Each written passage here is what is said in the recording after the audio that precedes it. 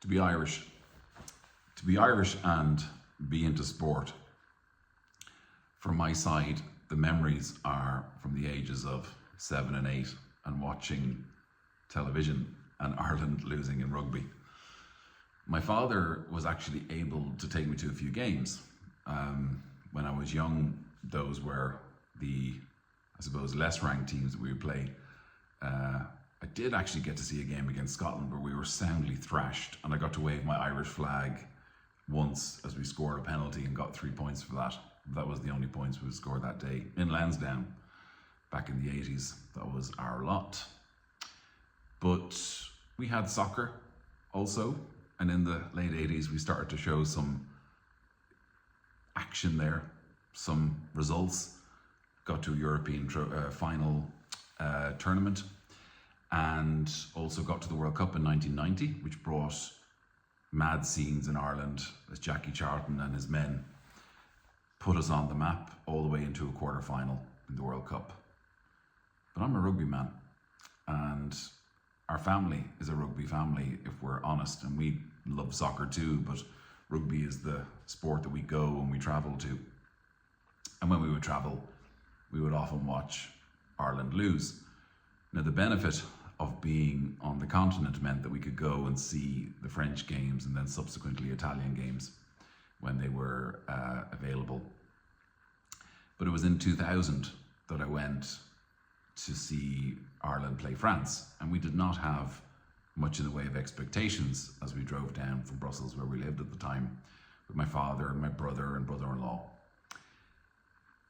It was really the beginning of the magic of Brian O'Driscoll, and we didn't know at the time quite how good he was. I mean, he looked pretty brilliant, but he was only a young fella, and there was a great set of players there. There was 2 or 3 names that we can think of now, but Keith Woods, for example, in the front row was an excellent world-class player.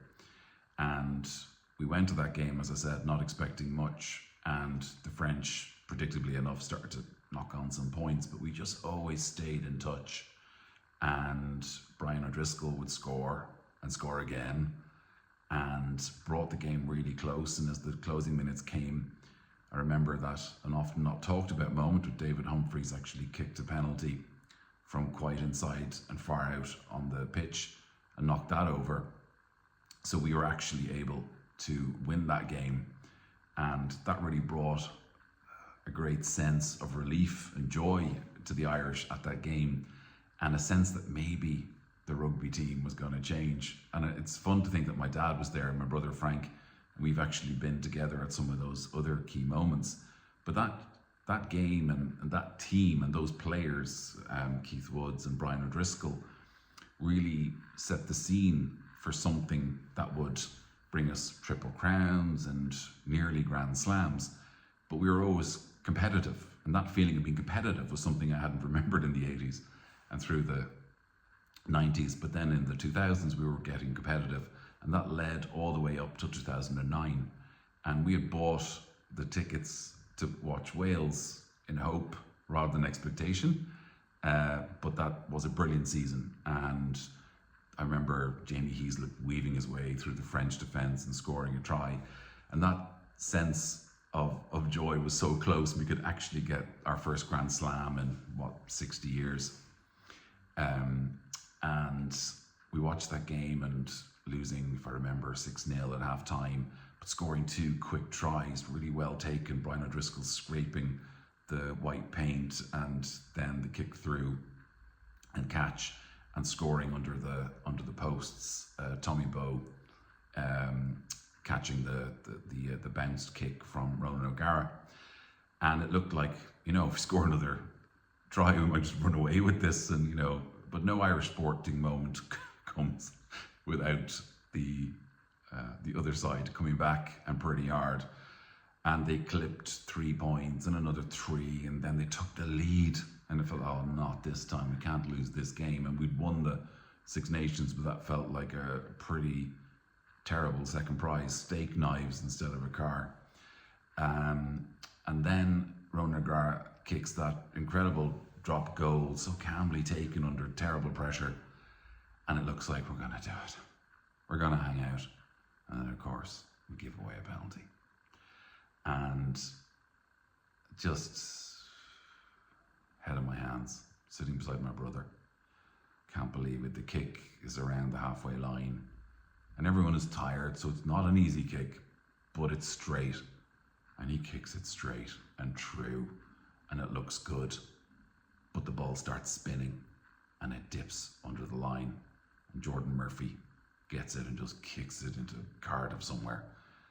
And I would pretend that I saw all that, because I didn't, because my head was in my hands, but my brother narrated it. He said he's missed. And of course, the absolute release and joy again. And this is the continual theme of Irish rugby. There are moments of sadness, but there's always a moments of joy. Later on, my brother actually asked me, would I be best man at his wedding? So one felt that the day could not have gotten much better. And that leads me to 2018, when it was all set up for me in Paris to be a brilliant weekend, because my friend Neil was a senator at the time, and he said, look, there's a couple of places available to play the French Parliament and Senate. The Irish Parliament and Senate would play them. Would I be interested in running on and play for a few minutes? And of course I was like, Christ, yeah, I get to wear a green jersey and sing Ireland's Call. And there was even friends of mine there as well. And we beat the French team. We scored 3 tries, they scored 2, but it was enough. We won by 8-10 points, whatever. So wonderful, wonderful day. And I was there with my family. My brother again was knocking around, 2 brothers actually, and my dad, mother, wife, etc. So really warm and wonderful moment. And you would feel that weekend couldn't get much better. And we got to the game, and the absolute sense that we were the better team, and we really were. But the French scored this glorious, gorgeous try, and all of a sudden the momentum shifted, and with just minutes to go, they had a kick, and it was okay, when they scored this, we have to score a try in the last 3 minutes to win, and it didn't look good. And he took this very kickable kick, but it slid wide, and that meant we had to kick the ball out from the 22, and majestically caught the ball, brought it back into play, and then proceeded 40 odd phases before Johnny Sexton kicked that ginormous drop goal and won us the game in the drizzle of Paris, when we should have lost. A game we should have won, that we should have lost, that we then went on and won. And when you win games like that, it gives you that sense, I think, that you're just not going to lose any more games. And we went on to win the Grand Slam, which I didn't get to see that final game because I was in, poor me, I was in the Alps skiing, but there with a bunch of other Irish men and women cheering us on to what was, our next Grand Slam after 2009. I say all these things because, at times you can lean too much into the darkness of life, but in Ireland we have this passion for sport, as many other countries do, of course. And we're fortunate to have our own national sport, Gaelic, and to have a now much improved soccer team. But then the rugby lads, we play as an island, and we come together, and we have now won a number of Grand Slams, and we have some big job ahead in 2027 now to take us past the quarterfinal, and hopefully the draw and the team will match that reality and get us as far as we can go. But regardless, just the joy of being an Ireland rugby fan, of being an Ireland sports fan, is what I wanted to remember today. And also that it comes together with friends and it comes together with family. And I just wanted to thank those men and women of Ireland who put on the green jersey for the rugby and for the soccer and for whatever other sports they're in, because they bring me a lot of pleasure here out in Prague.